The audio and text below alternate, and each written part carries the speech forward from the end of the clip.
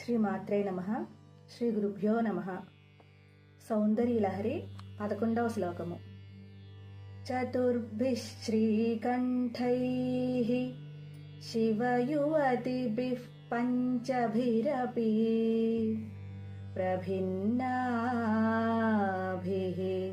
శంభోః నవభిరపి మూల ప్రకృతిభిః చతుశ్చత్వారింశత్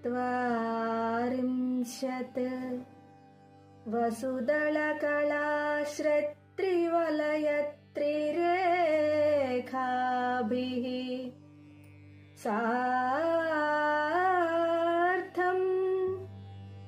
తవ శరణకోణాః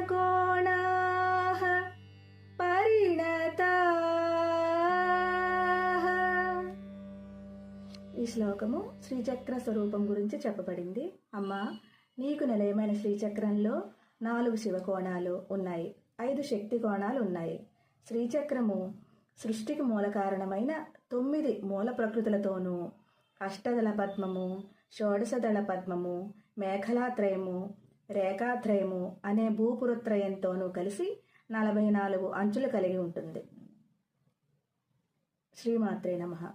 ఈ శ్లోక పారాయణం వల్ల స్త్రీలలో వంధ్యత్వం తొలగి సంతానం ప్రాప్తిస్తుంది. శ్రీమాత్రే నమః.